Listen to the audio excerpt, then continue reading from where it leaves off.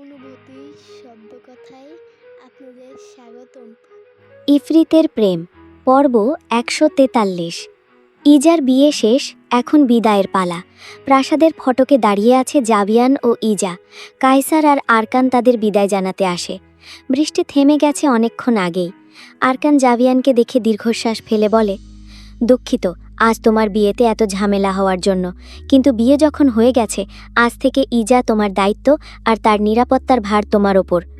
জাভিয়ান দৃঢ় কণ্ঠে জবাব দেয়, চিন্তা করবেন না, আমি ঠিকই আমার দায়িত্ব পালন করব। ইজা আমার সঙ্গে নিরাপদে থাকবে, আর আমি মারিদ রাজ্যে পৌঁছে আমার লোক পাঠাবো মাহিরকে খুঁজতে সহায়তা করতে। আরকান মাথা নাড়ে।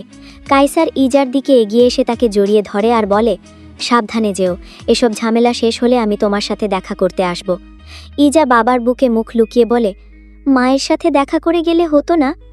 কায়সার দীর্ঘশ্বাস ফেলে বলে, তোমার মা এখন জাগলে আরও ঝামেলা হবে, শুধু শুধু আর তাকে জাগানোর দরকার নেই। ইজা তার বাবার দিকে তাকিয়ে বলে, মাহির ভাইকে তোমরা খুঁজে পাবে তো, তাই না? তুমি চিন্তা করো না, আমরা নিশ্চিত পেয়ে যাব। তোমার ভাই এত সহজে হেরে যাওয়ার পাত্র না, বিশ্বাস রাখো। ইজা আরকানের দিকে তাকিয়ে বলে, তাহলে আমি আসি দাদু, ভালো থেকো। ইজা তার চোখের জল মুছে, কিন্তু হুট করেই আরকানের চোখ যায় তার হাতের দিকে। ইজার হাতে মাহিরকে দেওয়া অমর পাথরের তৈরি আংটি। আরকান এগিয়ে এসে ইজার হাত ধরে, আর আংটি দেখে সে নিশ্চিত হয় এটা অমর পাথরের আংটি। আরকান অবাক হয়ে ইজাকে জিজ্ঞেস করে, এই আংটি কোথায় পেলে তুমি? উপস্থিত সকলেই অবাক হয়। সকলেই বুঝতে পারে না হুট করে আরকান সামান্য আংটি নিয়ে এমন উদ্বিগ্ন কেন। ইজা আরকানের প্রশ্নের জবাবে বলে, এটা আমাকে মাহির ভাই দিয়েছিল যখন আমাকে অপহরণকারীরা তুলে নিয়ে যাচ্ছিল। ইজা আরকানকে সব খুলে বলে কিভাবে তাকে একদল জিন অপহরণ করতে আসে আর মাহিরকে মেরে আহত করে, আর শেষে মাহির তারপর অগোচরে আংটি ইজার হাতে পরিয়ে দেয়। আরকানের শরীর কাঁপতে থাকে ভয়ে। আংটি থাকলে তাও একটা ভরসা ছিল যে মাহিরের কিছু হবে না, কিন্তু আংটি ছাড়া সেই ভরসাও নেই। কায়সার আরকানকে কাঁপতে দেখে জিজ্ঞেস করে, কি হয়েছে বাবা, আপনাকে এমন দেখাচ্ছে কেন? তুমি জানো এই আংটি আসলে কি, এটা কতটা শক্তিশালী? এই আংটি আমি মাহিরকে দিয়েছিলাম তার সুরক্ষার জন্য, আর মাহির তা ইজাকে দিয়ে দিয়েছিল। এই জন্যই তো আমি মাহিরকে খুঁজে পাচ্ছি না, কারণ আংটিতে থাকা অবস্থান জানার জাদু বারবার ইফরিত রাজ্যের অবস্থান বলছিল, কারণ ইজা ইফরিত রাজ্য ছিল, আর আমি ভুল জায়গায় এতক্ষণ মাহিরকে খুঁজেছি। সকলেই অবাক হয় আরকানের কথায়। জাভিয়ান ইজার হাতের আংটিটা সবেমাত্র লক্ষ্য করল। আরকান কোনো কথা না বলে ইজার হাত থেকে আংটি খুলে নেয় আর কায়সারকে বলে, ওদের বিদায় দিয়ে জলদি রাজসভায় আসো। আরকান যেতে যেতে আদেশ দেয় তার এক সৈন্যকে, জাবের আর ইহতানকে ডাকো এক্ষুনি। কায়সার তার বাবার এত তাড়াহুড়ো দেখে দীর্ঘশ্বাস ফেলে। কায়সার ইজার দিকে তাকিয়ে বলে, তোমার দাদুর মাথা ঠিক নেই, তার আচরণে কিছু মনে করো না। কায়সার জাভিয়ানকে বলে, ইজাকে সাবধানে নিয়ে যেও। জাভিয়ান কায়সারকে আশ্বস্ত করে বলে, চিন্তা করবেন না, আমি আছি। জাভিয়ান ইজার হাত ধরে তার ঘোড়ার গাড়িতে নিয়ে বসে ইজাকে। ইজা যাওয়ার আগে শেষবার তাকায় কায়সারের দিকে। কায়সার মিথ্যে হাসি ফোটায় মুখে ইজার জন্য। তারপর জাভিয়ানের ঘোড়ার গাড়ি চলে যায় মারিদ রাজ্যের উদ্দেশ্য সৈন্য ও অশ্বারোহীদের নিয়ে। কায়সার তাদের চলে যাওয়া দেখে হতাশ নিঃশ্বাস ত্যাগ করে ফিরে যায় প্রাসাদের ভিতরে। নতুন এক তাণ্ডব অপেক্ষা করছে তার জন্য, তা সে জানে। মাহিরকে খুঁজে না পেলে আরকান নিজেও শান্তিতে বসবে না, অন্য কেউ বসতে দিবে না, তা তার ভালো করেই জানা। সেও চায় যাতে মাহিরকে খুঁজে পায় তারা খুব দ্রুত। মুরাদ তার রাজ্যের সভাকক্ষে বসে আছে, তার সামনে রয়েছে তার মন্ত্রী ও সভাসদরা। মুরাদ পরিকল্পনা করছে কিভাবে মারিদদের শাস্তা করা যায়। একটু আগেই আহিরের জানাজা সম্পন্ন হয়েছে। প্রাসাদে এখনও শোকের ছায়া, চারদিকে শুধু চাপা কান্নার আওয়াজ ভেসে আসছে কানে। মুরাদের সঙ্গে তার ছেলে ইস্কান্দারও বসে আছে, তার শরীরে আগুন জ্বলছে চাচাতো ভাইয়ের মৃত্যুতে। আহিরকে ইস্কান্দার আপন ভাইয়ের মতো ভালোবাসত, আর আজ সেই ভাইয়ের মৃত্যুর প্রতিশোধ নিতে তার রক্ত গরম হয়ে যাচ্ছে। যে কোনো মূল্যে তারা মারিদদের থেকে প্রতিশোধ চায়। সকলের আলোচনার মাঝেই একজন প্রহরী দৌড়ে আসে আর মুরাদকে সম্মান জানায়। মুরাদ প্রহরীর ঘামাক্ত চেহারা দেখে জিজ্ঞেস করে, কি হয়েছে তোমার, এত হাঁপাচ্ছ কেন? বাদশা, সীমান্তে একদল ইফরিতদের আগমন হয়েছে, আর তাদের মধ্যে একজন নিজেকে ইফরিত কুমার দাবি করেছে, বলেছে সে আপনার সঙ্গে দেখা করতে চায় এই মুহূর্তে। মুরাদ ইস্কান্দারের দিকে তাকায়। দুজনের চোখাচোখি হতেই মুরাদ শান্ত হয়ে যায়। মুরাদ এক লম্বা শ্বাস নিয়ে প্রহরীকে বলে, যাও, তাদের আসতে বলো। প্রহরী মাথা নেড়ে চলে যায় আজ শাহের অনুমতি জানাতে। কিছুক্ষণের মধ্যেই বিশাল দরজা ঠেলে প্রবেশ করে জেহের। জেহেরের পোশাক বৃষ্টির পানিতে ভিজে অর্ধেক শুকিয়ে শরীরের সাথে লেপ্টে আছে। তার চুল এখনও আধ ভেজা। জেহের সভাকক্ষে প্রবেশ করতেই উপস্থিত সকলেই নড়ে চড়ে বসে। পরিবেশটা যেন মুহূর্তেই কেমন ঠান্ডা হয়ে গেল। নিঃশ্বাস ফেলতেও ভয় হচ্ছে, যেন অদৃশ্য তলোয়ার ধরা তাদের গলায়। জেহের ভয়ানকভাবে কিন্তু ধীর গতিতে এগিয়ে আসে মুরাদের সিংহাসনের সামনে। সে মুরাদের ঠিক চোখের দিকে তাকায়, মুরাদও তাকায়। সকলেই অবাক, ছেলেটা বাদশাকে এখনও সম্মান জানায়নি কেন? একজন ইফরিত কুমার তাদের রাজ্যে কি করছে? আরও কত শত প্রশ্ন তাদের মাথায়। জেহের মাথা ঝুঁকিয়ে মুরাদকে সম্মান জানায়। মুরাদের কাঁধের ভারটা যেন এবার একটু কমে আসে। মুরাদ ইশারা করে জেহেরকে সোজা হতে। জেহের সোজা হয়ে দাঁড়ায়, তবে মাথা নুইয়ে নয়, উঁচু করে, একজন প্রকৃত রাজকুমারের ন্যায়। মুরাদ জেহেরকে এক মুহূর্ত পরখ করে জিজ্ঞেস করে, কেন এসেছ? আপনার সাথে আমার জরুরি কথা আছে, একান্তে। মুরাদ জেহেরের কারণ বুঝতে পেরে সভা সদস্যদের ইশারা করে বেরিয়ে যেতে। সকলেই বেরিয়ে যায় ইস্কান্দার ও মুরাদের নিজস্ব দুই দেহরক্ষী বাদে। মুরাদের দুই দেহরক্ষী তার সিংহাসনের দুই পাশে দাঁড়িয়ে আছে, আর ইস্কান্দার তার ডান সারির এক আসনে বসা, নির্ভীকভাবে। তার চোখে সতর্কতা। জেহের এক মুহূর্ত থামে আর নিজেকে সংযত করে মুরাদকে প্রশ্ন করে, আমার ভাই কোথায় বাদশা? মাহিরের মাথা তখনও ঝিমঝিম করছিল দুর্বলতায়। কি হয়েছিল তার সব মনে নেই। শেষ মনে আছে তার বোনকে অপহরণ করা হয়েছিল আর তাকে ফেলে দিতে নিয়ে যাচ্ছিল আহিরের লোকেরা। কিন্তু সে বাঁচল কিভাবে? মাহিরের ভাবনার ছেদ ঘটে কারো কথায়। জেগে গেছো সোনা? মাহির কণ্ঠটা শুনতেই চমকে তাকায় সামনের দিকে। সামনে তাকিয়েই সে অবাক, এক সুন্দরী নারী ঘরে প্রবেশ করছে। নারীটা ঘরে ঢুকতেই হেসে দরজা লাগিয়ে দেয়। মাহিরের মন বলছে নারীটা সুবিধার না। মাহির নারীটাকে ভালো করে পরখ করে। নারীটার পরনে রয়েছে কালো রঙের সিল্কের পোশাক, যা শরীরের সাথে লেপ্টে আছে। কালো চুলগুলো ছেড়ে দেওয়া, যা কোমর পর্যন্ত যায়। হাতে এক আকর্ষণীয় আংটি, খুব দামি মনে হচ্ছে। হাঁটার ধরন আর মুখের আত্মবিশ্বাসী হাসি দেখে মনে হচ্ছে সে খুব সাহসী। মাহির এক ধ্যান নারীটির দিকে তাকিয়েছিল।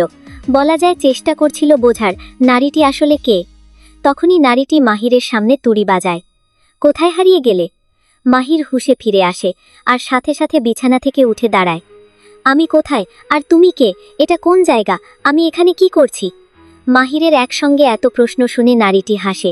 মাহির আরও কিছু জিজ্ঞেস করার আগেই সে মাহিরের ঠোঁটের উপর আঙুল রেখে তাকে চুপ করিয়ে দেয়। মাহিরের যেন শ্বাস আটকে যায়। মাহির শুকনো ঢোক গিলে। মাহির কাছে এসে দাঁড়ায় মাহিরের। মাহির লম্বা হওয়ায় নারীটা তার বুকের সমান এসে ঠেকে, কিন্তু তাদের উচ্চতার পার্থক্যের সত্ত্বেও কেন যেন নারীটাকেই বেশি শক্তিশালী মনে হচ্ছে। কম কথা বলবে, তোমাকে দারুণ লাগে, আর তোমাকে দারুণ লাগলে আমার তোমাকে চুমু খেতে মন চায়, আর আমি চুমু খেলে কিন্তু কোনো দোষ দিতে পারবে না আমায়। চুমুর কথা শুনে মাহির এক ঝটকায় পেছনে সরে দাঁড়ায় আর বলে, চুমু? কিসের চুমু? আমার থেকে দূরে থাকো বোন, আমি টোটু ছাড়া কোনো কারো চুমু খাবো না। নারীটির চোখ অন্ধকার হয়ে যায় টোটুর কথা শুনে, সঙ্গে রাগটা তরতর করে বাড়ে মাহিরের তাকে বোন ডাকায়। নারীটি হালকা বাঁকা হেসে হাত মুঠো করে বলে, বোন? মাহির সাফাই দিয়ে বলে, হ্যাঁ বোন, আমার টোটু সোনা ছাড়া পৃথিবীর সব নারীকে বোনের নজরে দেখার শপথ নিয়েছি আমি। হুট করেই মাহির আর কথা বলতে পারে না। মাহির চেষ্টা করে অনেক কথা বলার, কিন্তু তার মুখ থেকে আওয়াজ বের হয় না। মাহির জোরে জোরে চিৎকার করে গলা চেপে ধরে, কিন্তু একটা শব্দও শোনা যায় না। মাহির আতঙ্ক নিয়ে সামনে থাকা নারীটির দিকে তাকালে নারীটি বলে, আর একবার আমাকে বোন বলার দুঃসাহস করলে ভালো হবে না। প্রথমবারের ভুলের জন্য শুধু আওয়াজ বন্ধ করেছি, পরের বার জিভ কাটব। মাহির ভয়ে তার দুই হাত দিয়ে মুখ চেপে ধরে আর আতঙ্কিত হয়ে নারীটির দিকে তাকায়। নারীটি তার আতঙ্কিত চাহানির পরোয়া না করে বিছানার সামনে থাকা সোফায় পায়ের উপর পা তুলে বসে। মাহির নারীটির দিকে তাকিয়ে অহংকারী কণ্ঠে বলে, আমি রাজকুমারী আধা মুরাদিয়া, আর তুমি আমার অন্ধকার প্রাসাদে আছো। মাহির তথ্যটা পেয়ে কিছুটা সাহস পায়।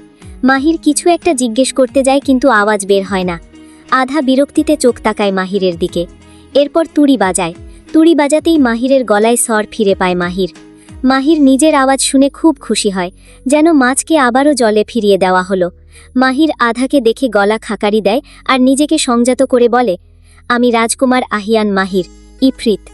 আধা তার কথা কেটে বলে, ইফরিত রাজ্যের রাজকুমার? আমি জানি। মাহির অবাক হয়ে জিজ্ঞেস করে, কিভাবে? অনেক উপায় আছে আমার জানার। তুমিও কি জিন? হ্যাঁ। মাহির কি প্রশ্ন করবে বুঝতে পারছে না। হুট করেই তার মাথায় কিছু দৃশ্য আসে। একজন নারী কালো চাদরে ঢাকা ছিল, আর সে এসে আহিরের সব লোকদের অনায়াসে হত্যা করেছিল। এমনকি আহিরের লোকেরা নারীটিকে দেখে আতঙ্কে লড়াই ছেড়েই পালাতে চেয়েছিল, কিন্তু সে কাউকে জীবিত ফিরতে দেয়নি। মাহির কিছু একটা ভেবে বলে, আমাকে কি তুমিই বাঁচিয়েছ? হ্যাঁ। তুমিই মেরেছিলে ওই জিনদের? কিন্তু তুমি আমাকে কেন বাঁচালে? আধা হালকা হাসে আর বলে, আমি যেটাকে চাই সেটা আর কারো থাকে না। মাহির অবাক হয়ে আধার দিকে তাকায়। তার চেয়ে অদ্ভুত আধার হাসি, শরীরে শিহরণ বইয়ে দিচ্ছে তার। মাহির অবাক হয়ে তাকাতে দেখে আধা সোফা থেকে উঠে দাঁড়ায় আর মাহিরের দিকে এগোতে থাকে। মাহির আধার তার দিকে এগোতে দেখে কয়েক কদম পেছায়। আধা ততক্ষণ থামে না যতক্ষণ মাহিরের পিঠ দেয়ালে না ঠেকে। আধা মাহিরের একদম সামনে এসে দাঁড়ায়, মাহিরের চিবুকে আঙুল রেখে তার মাথা উঁচু করে বলে, বুঝোনি আমার কথা মানে? মাহির নাতে মাথা নাড়ায়। আধা মাহিরের আরেকটু কাছে এগিয়ে এসে বলে, তোমার কথা বলছি সোনা, এখন থেকে তুমি আমার আর আমি তোমার, আমরা একসাথে থাকবো এখন থেকে। মাহির এমন এক কথা শুনে বিরক্তিতে মুখ কুঁচকে নেয়। আমি কেন তোমার সাথে থাকব? কারণ আমি চেয়েছি। আমি তো চাই না। তোমার ইচ্ছার কোনো মূল্য নেই। মেয়েটা পিছিয়ে যায় আর দুই হাত মেলে ধরে বলে, এই রাজ্যে একমাত্র রাজকুমারী আধা মুরাদিয়ার কথাই চলে, কারো ইচ্ছা না। মাহির এবার প্রচুর অবাক হয়। এই মেয়ে তো দেখি চেনা নেই জানা নেই তাকে নিজের করে নিতে চাইছে, তার ফ্যান গার্লসদের থেকেও বেশি ছ্যাঁচড়া লাগছে। কিন্তু মেয়েটা যদি তাকে নিজের করে নেয় তাহলে তার টটু শোনার কি হবে? মাহির সঙ্গে সঙ্গে প্রতিবার করে বলে, আমি তোমার সাথে থাকবো না। কেন থাকবো? তোমাকে তো আমি চিনিই না। আসো তাহলে পরিচিত হই। আমি অপরিচিতদের সাথে কথা বলি না। তাই? হ্যাঁ তাই, আমার দাদুভাই না করেছে। আধা শান্ত কণ্ঠে বলে, অপরিচিতদের সাথে কথা বলো না, কিন্তু অপরিচিত মেয়েদের ঠিকই চুমু দাও। মাহির এক ঝটকায় তাকায়। আমি আবার কাকে কখন চুমু দিলাম? এমন মিথ্যে অপবাদ দিচ্ছ কেন? আধা ধীরে মাথা তোলে। তার মানে তুমি কাউকে চুমু দাওনি? না তো, আমি তো মেয়েদের থেকে দূরে থাকি। আধার দৃষ্টি সরছে না, একদম স্থির, বিশ্লেষণী। মাহির একটু অস্বস্তিতে পড়ে দৃষ্টি এড়ায়। ঠিক আছে, অতটাও দূরে না, একটু কাছে। তবুও সেই দৃষ্টি বদলায় না। মাহির বাধ্য হয়ে আবার বলে, ঠিক আছে, এবার সত্যি বলছি, মাঝে মাঝে ফ্ল্যাট করি, চোখও মারি, কিন্তু এ পর্যন্তই। আধা ঠান্ডা গলায় জিজ্ঞেস করে, চুমুর কথাটা? না, আমি কাউকে চুমু দিইনি, এমনকি টটুকেও না। নামটা বের হতেই আধার চোখ একটু সরু হয়। মাহির তাড়াতাড়ি যোগ করে, সরি, ভুল হয়ে গেছে, কিন্তু সত্যি আমি কাউকে চুমু দিইনি। আধা এবার ধীরে বলে, শেষ সুযোগ দিচ্ছি, মনে করে বলো। মাহির কিছুক্ষণ চুপ থেকে স্মৃতি ঘাটে। হঠাৎ থেমে যায় সে। ছোটবেলায় নার্সারিতে আয়েশা নামে একটা মেয়ের গালে চুমু খেয়েছিলাম, কিন্তু ওটা কি আসলে গণ্য? আধার কণ্ঠ হালকা কঠিন হয়। আমাকে চুমু খাওয়ার কথা মনে নেই? মাহির হঠাৎ চুপ। তার মাথায় ভেসে ওঠে সেই রাতে বিয়েবাড়িতে নেশার ঘোর অচেনা এক মেয়েকে চুমু খাওয়ার কথা। সে ধীরে সামনে এগোয়, ভালো করে আধার মুখ দেখে নেয়। বিয়েবাড়ির ওই মেয়েটা তুমি ছিলে? হ্যাঁ। মাহির ধীরে শ্বাস ছাড়ে। আমি তো ভুলেই গিয়েছিলাম। আধা কণ্ঠ একটু তীক্ষ্ণ করে বলে, ভুলে গিয়েছিলে? মানে ওইটা তো নেশায় হয়েছিল। আমার কাছে সেটার কোনো গুরুত্ব নেই। সে একটু এগিয়ে আসে। তুমি চুমু খেয়েছ অনুমতি ছাড়া, আর তাও একজন রাজকুমারীকে, আর এটার একটা দাম আছে। মাহির বিরক্ত হয়ে যায়। একটা চুমুরও দাম? হ্যাঁ। আধা মাহিরের চিবুক ধরে তাকে কাছে টানে। একটা চুমু হোক বা 100টা, তুমি খেয়েছ, আর যাকে তাকে না, রাজ্যের সবচেয়ে ভয়ঙ্কর রাজকুমারীকে। তার কণ্ঠ নরম হলেও ভয়ঙ্কর। এরপরেও তুমি কি করে ভাবলে এর মূল্য দিতে হবে না তোমার? মাহিরের গলা শুকিয়ে আসে। তাহলে কি চাও তুমি? আধার চোখে এক অদ্ভুত শান্ত হাসি। জরিমানা হিসেবে তোমাকেই নিচ্ছি। মাহির চমকে যায়। আমাকে? হ্যাঁ। আমি মানুষ, কোনো জিনিস না। আধা নির্লিপ্তভাবে বলে, আমার কাছে তুমি কি সেটা গুরুত্বপূর্ণ না, তুমি আমার পছন্দ, এটাই গুরুত্বপূর্ণ। কে তাকে অনুমতি ছাড়া চুমু খাওয়া লোককে পছন্দ করে? আমি করি। মাহির থেমে যায়। কি আছে আমার মধ্যে? আধা এক মুহূর্ত তাকায়, তারপর খুব সোজা গলায় বলে, তোমার 6 প্যাক। মাহির 1 সেকেন্ডের জন্য থমকে যায়। তারপরই বুঝতে পারে আধার চোখ তার শরীরের দিকে। মাহির সাথে সাথে চাদর টেনে নেয়। ছি, কি করছো তুমি? দেখছি। তোমার লজ্জা করে না একটা ছেলের অ্যাবস দেখতে? না। মাহির হাঁপিয়ে ওঠে। ঘরে বাপ ভাই নেই তোমার? আছে। আধার কণ্ঠ হালকা নরম হয়, কিন্তু চোখে সেই পুরনো দখলদারি। কিন্তু তোমার মতো একজন হ্যান্ডসাম জামাই নেই। সে একটু থামে। তাই ভালোই ভালোই বলছি, আমার হয়ে যাও। না হলে? আধা শান্তভাবে হাত তোলে আর তুড়ি বাজায়। এক মুহূর্তে মাহিরের শরীরের চাদর আধাও। আহ! মাহির চিৎকার করে ওঠে। আধা শুধু তাকিয়ে থাকে, একদম নির্লিপ্ত। রাজসভা এখন ফাঁকা, শুধু বাদশাহ মুরাদ আর তার ছেলে রাজকুমার ইস্কান্দার বসে আছে। কিন্তু নীরবতার মাঝেও একটা প্রশ্ন বারবার প্রতিধ্বনিত হচ্ছে, আমার ভাই কোথায়? মুরাদ ধীরে শ্বাস নেয়, তারপর শান্ত কণ্ঠে বলে, তোমার ভাই কোথায় আমি কিভাবে জানব? জেহেরের চোখে হালকা আগুন জ্বলে ওঠে। আপনারই তো জানার কথা। আহিরকে আপনি পাঠিয়েছিলেন ইজাকে অপহরণ করতে, কিন্তু সে মাহিরকে আঘাত করেছে তাকে বাধা দেওয়ায়। সে একটু থামে, কণ্ঠ আরও ঠান্ডা হয়। সেটা পর্যন্তও মেনে নিলাম, কিন্তু সে কোন সাহসে তাকে মরতে ফেলে রেখে আসে? মুরাদ ভ্রু কুঁচকে তাকায়। এই তথ্য তার জানা ছিল না। জেহের নিচু গলায় বলে, আমার ভাইকে ফেরত দেন। মুরাদ এবার করা হয়, আহির তো বেঁচে নেই, এখন কাকে জিজ্ঞেস করব মাহির কোথায়? জেহেরের ধৈর্য ভাঙছে। ওটা আমার সমস্যা না। আপনি আমাকে কথা দিয়েছিলেন ইজাকে উদ্ধার করবেন, তাকে জোর করে বিয়েতে যেতে দেবেন না। সেটা পারেননি, ঠিক আছে। তার কণ্ঠ হঠাৎ তীক্ষ্ণ হয়ে ওঠে। কিন্তু আপনার লোকেরা কোন সাহসে মাহিরের গায়ে হাত তোলে? আমি স্পষ্ট করে বলিনি তার কোনো ক্ষতি করা যাবে না? ঘরের বাতাস ভারী হয়ে ওঠে। জেহের এক পা এগিয়ে আসে। বাদশাহ আরকান এখন পাগলের মতো মাহিরকে খুঁজছে। যদি সে জানতে পারে ইজাকে আপনার লোকেরা অপহরণ করতে গিয়েছিল। সে থামে, চোখ সরাসরি মুরাদের চোখে। তাহলে ইফরিত আর মারিদ এক হয়ে যাবে। আরও নিচু কিন্তু ভয়ঙ্কর স্বরে বলে, আর তারা এক হলে আপনার রাজ্য টিকবে না। মুরাদ কপালে হাত ঠেকায়। একটা ভুল আর তার পরিণতি এত বড়? জেহের আবার বলে, ইজার বিয়ে হয়ে গেছে জাভিয়ানের সঙ্গে। আমরা হেরে গেছি, এখন পরিকল্পনা বদলাতে হবে। জাভিয়ান অপহারকদের খুঁজবে খুব জলদি, আর খুঁজে পেলে যুদ্ধ অনিবার্য। তারপর সরাসরি বলে, এর আগেই মাহিরকে ফিরিয়ে দিন, তাহলেই আমি ইফরিতদের মারিদদের পাশে দাঁড়ানো থেকে আটকাতে পারব। মুরাদ ধীরে বলে, আমাকে সময় দাও, আমি লোক পাঠাচ্ছি, মাহিরকে খুঁজে বের করব। জেহের নাথা মাথা নাড়ে। আমরা ইতিমধ্যে সব জায়গায় খুঁজেছি, কোথাও নেই, যেন গায়েব হয়ে গেছে। সে তাকায় মুরাদের দিকে। আপনার লোকেরা যারা তাকে আঘাত করেছিল তারা কোথায়? সবাই মারা গেছে। জেহের চোখ বন্ধ করে কপাল চেপে ধরে, রাগ বাড়ছে। তাহলে এবার আপনার নিজের রাজ্য খুঁজুন মাহিরকে। মুরাদ বিস্মিত, আমার রাজ্যে কেন আসবে সে? জেহের ধীরে বলে, আমি আপনাদের সীমান্তে মাহিরের ইফরিত গন্ধ পেয়েছি। এক সেকেন্ড থামে, আমার ধারণা সে এখানেই আছে। এইবার মুরাদ সোজা হয়ে বসে পড়ে। প্রহরী! এক প্রহরী ছুটে আসে।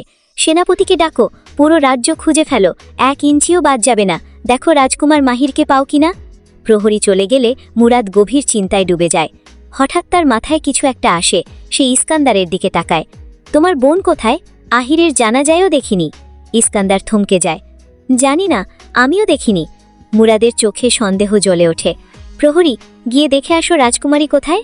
কিছুক্ষণ পর প্রহরী ফিরে আসে। বাদশাহ, রাজকুমারী প্রাসাদে নেই। এক মুহূর্ত নীরবতা, তারপর মুরাদের চোখ জ্বলে ওঠে রাগে। আধা! সে আর 1 সেকেন্ডও নষ্ট না করে উঠে দাঁড়িয়ে দ্রুত বেরিয়ে যায়। জেহের ভ্রু কুঁচকে ইস্কান্দারের দিকে তাকায়। এই আধাকে? ইস্কান্দার কপাল চেপে ধরে। আমার বোন, রাজকুমারী আধা মুরাদিয়া। বাদশাহ এমন প্রতিক্রিয়া দিলেন কেন? ইস্কান্দার তিক্ত হেসে বলে, কারণ সে একটা পাগল। একটু থামে। ওর কোনো নিয়ম নেই, যা ইচ্ছে করে, পরিণতি নিয়ে ভাবে না। মন্ত্রী থেকে প্রজা সবাই ওকে ভয় পায়। জেহের চুপচাপ শোনে, তার চোখে চিন্তার ছায়া। তারপর ধীরে বলে, আমাকে তার কাছে নিয়ে চলো। ইস্কান্দার অবাক হয়। কেন? দেখলেই বুঝবে। ইস্কান্দার জেহেরের পেছন পেছন হাঁটতে হাঁটতে বলে, ওকে অন্ধকার প্রাসাদে আটকে রাখা হয়েছে, কারণ ওর কাছে কেউ নিরাপদ নয়। জেহের শান্ত কণ্ঠে বলে, ও যদি পাগল হয় তাহলে আমি মহাপাগল। তার চোখে ঝলক দেয় তীক্ষ্ণ বুদ্ধি। এক পাগল আরেক পাগলকে খুব ভালো বোঝে। পর্ব 145। অন্ধকার প্রাসাদের বিশাল লোহার ফটকটা ভারী শব্দে খুলে যায়। ভেতরে পা রাখেন বাদশাহ মুরাদ। চারপাশে এক ধরনের চাপা অস্বস্তিকর নীরবতা। ভেতরে ঢুকেই তিনি কড়া গলায় আদেশ দেন, প্রহরী, রাজকুমারী আধাকে ডেকে আনো। প্রহরী দ্রুত সরে যায়। কয়েক মুহূর্ত পর করিডোরে পায়ের শব্দ ভেসে আসে, ধীরে, আত্মবিশ্বাসী ও নিয়ন্ত্রিতভাবে। আধা এসে থামে মুরাদের সামনে। তার পরনে কালো সিল্কের রাজকীয় পোশাক, চুল খোলা, চোখে সেই চেনা উন্মাদ ঝিলিক। তার উপস্থিতিতেই যেন ঘরের বাতাস ভারী হয়ে ওঠে। সে মাথা নয় না, মুরাদের দিকে তাকিয়ে ঠোঁট বাঁকায়। বাহ, আজ বাদশাহ নিজেই আমার প্রাসাদে। একটু থামে, কটাক্ষ স্পষ্ট হয়ে ওঠে কণ্ঠে। মনে পড়ল কি করে আমার কথা? মুরাদের কণ্ঠ ঠান্ডা, তবে সরাসরি। তোমার কাছে কোনো রাজকুমার আছে? আধা ভ্রু তোলে। রাজকুমার? হালকা হেসে মাথা কাত করে। কোন রাজকুমার? আর কোনো রাজকুমারের আমার কাছে থাকার কথা কি? বাড়তি কথা শুনতে চাই না, মুরাদ কঠিন গলায় বলে ওঠেন। যা জিজ্ঞেস করেছি উত্তর দাও। আধা চোখ নামায় না। না, নেই। মুরাদ এক পা এগিয়ে আসে, তার চোখে রাগ জমে উঠছে। আজ তোমার ভাই আহির মারা গেছে, খবর পেয়েছ নিশ্চয়ই? গেলে না কেন? আধা নির্বিকার। কেন? আমি গিয়ে কি তার জানাজা পড়াতাম যে আমার উপস্থিতি আশা করেছিলেন? মুরাদের চোয়াল শক্ত হয়ে ওঠে। জাহিলের মতো আচরণ বন্ধ করো, সে তোমার ভাই, তার মৃত্যুর জন্য সামান্য কষ্টও লাগছে না তোমার? আধা এবার ঠান্ডা গলায় বলে, ভাই? সে শুধু আপনার ভাইয়ের ছেলে, আমার কেউ না। আধা একটু থামে। আমি এসব সম্পর্ক টম্পর্কে বিশ্বাস করি না। আমার রাগ বাড়িও না আধা। মুরাদের কণ্ঠে সতর্কতা স্পষ্ট, কিন্তু আধা তাতে বিন্দুমাত্র ভ্রুক্ষেপ না করে পাশ কাটিয়ে হেঁটে যায়। সোফায় গিয়ে বসে পড়ে, পায়ের ওপর পা তুলে। সোফায় আরাম করে হেলান দিয়ে বলে, আপনার বয়স হয়েছে, তাই এত সহজে রেগে যান। হাত তুলে গালে ভর দিয়ে মুচকি হাসে আধা। তবে একটা ভালো পরামর্শ দিতে পারি। মুরাদ তাকিয়ে থাকে নীরবে। আধা চোখে সরাসরি বলে, রাজ্যটা আমাকে দিয়ে দিন, আমি রানী হয়ে আপনার চেয়েও ভালো করে শাসন করে দেখাবো। সে হালকা ঝুঁকে আসে। আর আপনি নিশ্চিন্তে বাকি জীবন কাটান। মুরাদের হাত মুঠো হয়ে যায়। তোমার সাহস দিন দিন আমাকে অবাক করছে।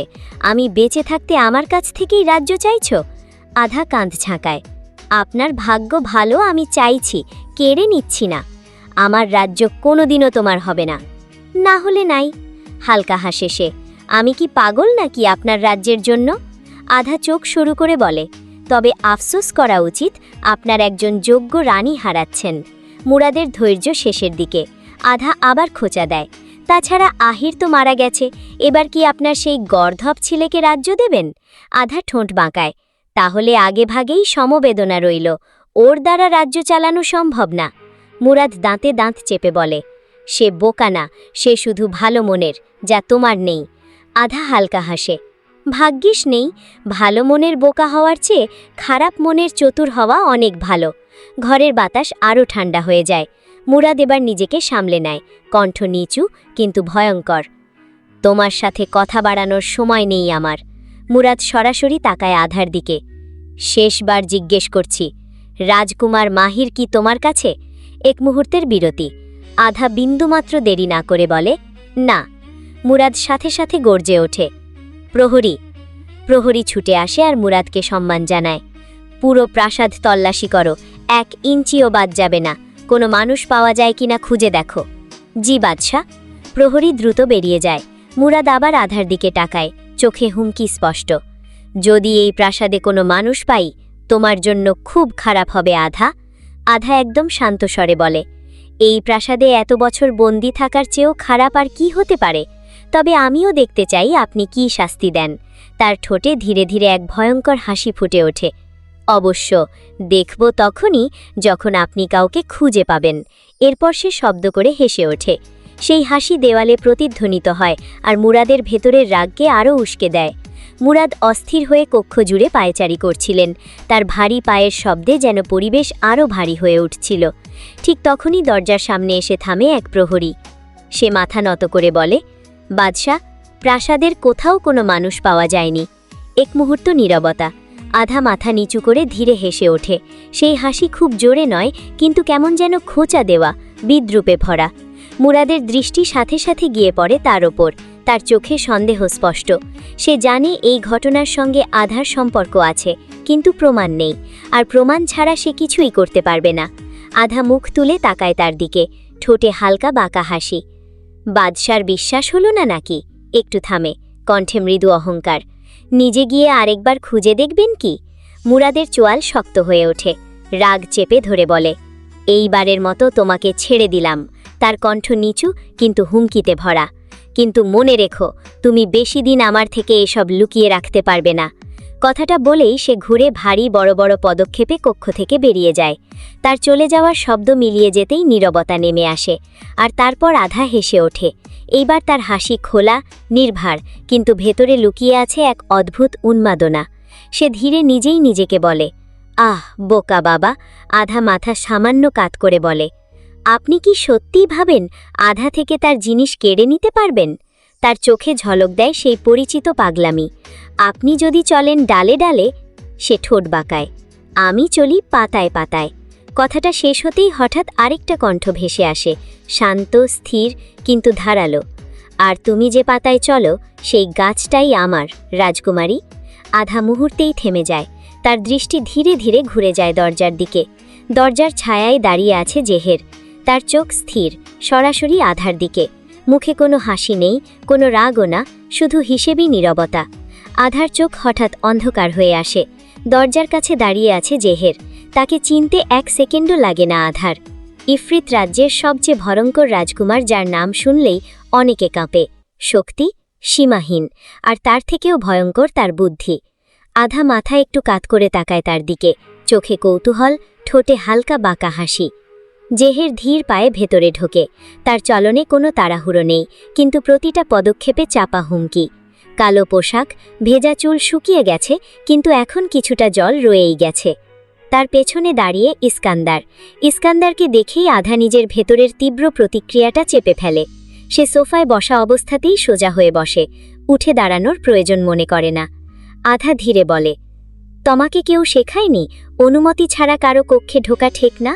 জেহের থামে না, সামনে এগোতেই থাকে, তার গলা ঠান্ডা কিন্তু ধারালো। একই প্রশ্ন আমারও, তোমাকে কি কেউ শেখায়নি রাজকুমারী হয়ে কাউকে তুলে আনা অন্যায়? আধা ভ্রু তোলে, আমি কাকে তুলে এনেছি? রাজকুমার মাহিরকে। এক মুহূর্তের বিরতি। কে এই মাহির? আধার কণ্ঠ নির্লিপ্ত। আমি তো চিনি না। জেহের এবার একদম সামনে এসে থামে, তারপর ধীরে ঝুঁকে আসে তার দিকে। সত্যি চেনো না? না। এক মুহূর্ত নীরব থেকে জেহের খুব নিচু স্বরে বলে, কিন্তু তোমার গা থেকে তো তারই গন্ধ পাচ্ছি। আধা তাকিয়ে থাকে, একটুও নড়ে না। জেহের সোজা হয়ে দাঁড়ায়, 1 কদম পেছায়। ভালোই ভালোই আমাদের রাজকুমারকে ফিরিয়ে দাও, নয়তো। নয়তো?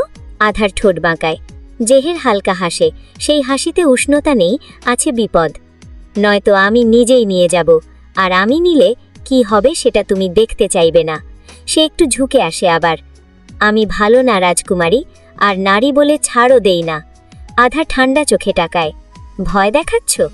ভয় দেখালে তুমি এখন আমার চোখে চোখ রেখে কথা বলতে পারতে না। জেহের শান্তভাবে বলে, শুধু ফলাফলটা আগে থেকে জানিয়ে দিচ্ছি। আমার রাজ্যে দাঁড়িয়ে আমাকেই হুমকি? যদি হুমকি মনে হয় তাহলে তাই। ঘরের বাতাস ভারী হয়ে ওঠে। জেহের এবার আরেকটু কাছে আসে, তার গলা নিচু। মাহির কোথায়? আধা চোখ ঘুরিয়ে তাকায় ইস্কান্দারের দিকে। তোমার সামনেই তোমার রাজ্যের রাজকুমারীকে হুমকি দেওয়া হচ্ছে, আর তুমি দাঁড়িয়ে দেখছ? তার কণ্ঠে কটাক্ষ। কাপুরুষ হয়ে গেলে নাকি? ইস্কান্দারের চোয়াল শক্ত হয়। আমাকে উস্কিও না আধা, সে নিচু গলায় বলে। তুমিই কিছু করেছ তা আমি জানি। ভালোই ভালোই ওকে ছেড়ে দাও, নয়তো পরে আমিও কিছু করতে পারবো না। আধা মুচকি হাসে। বেশ ভালো। কথা শেষ হতেই তার হাতে হঠাৎ করে জাদুর ঝলক। একটি গোলাকার সিল্কের পাখা দেখা যায়। পাখাটা কালো, লাল নকশা আঁকা। এটা তুয়ানশান পাখা। ইস্কান্দারের মুখ মুহূর্তে ফ্যাকাশে হয়ে যায়। জেহের, সরে যাও। কথা শেষ হওয়ার আগেই বাতাসে শো শব্দ করে পাখার ভেতর থেকে ব্লেড বেরিয়ে আসে। এক ঝটকায় আধা আঘাত করে জেহেরের গলার দিকে, কিন্তু জেহের নড়ে না, একটুও না।